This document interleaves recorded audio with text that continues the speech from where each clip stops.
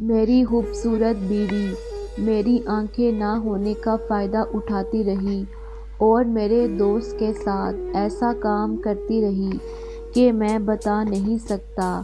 ایک دن میری آنکھ کھلی ان دونوں کی آوازوں سے، میرے پیروں کے نیچے سے زمین نکل گئی۔ میرا نام اویس ہے، میں پیدائشی طور پہ اندھا ہوں اور اس معذوری کی وجہ سے میں نے زندگی میں بہت مشکلات اٹھائی ہیں، لیکن میں نے ہار نہ مانی اور زندگی میں آگے بڑھتا رہا۔ میرا تعلق ایک امیر گھر سے ہے، اس لیے میرے پاس زندگی کی تمام آسائشیں موجود ہیں سوائے آنکھوں کے۔ 1 سال پہلے میری شادی شازیہ نام کی ایک لڑکی سے ہوئی۔ یوں تو سب کو لگتا تھا کہ ایک اندھے انسان کو اپنی بیٹی کون دے گا، لیکن شازیہ کے گھر والوں نے میری آنکھوں کی جگہ میری دولت کو دیکھا اور ہماری شادی ہو گئی۔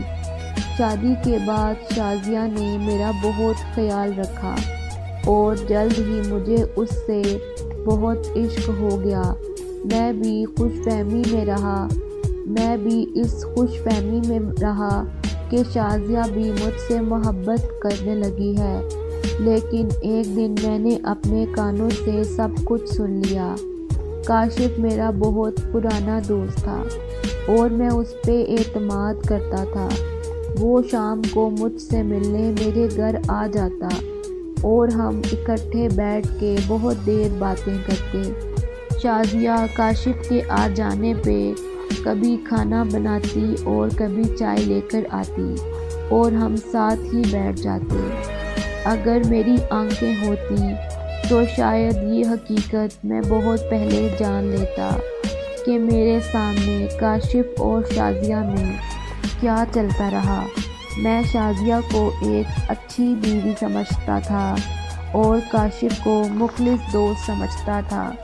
میں نے اکثر محسوس کیا کہ جس دن کاشف ہمارے گھر آتا، میں جیسے ہی چائے پیتا مجھے نیند آ جاتی اور میں سو جاتا تھا۔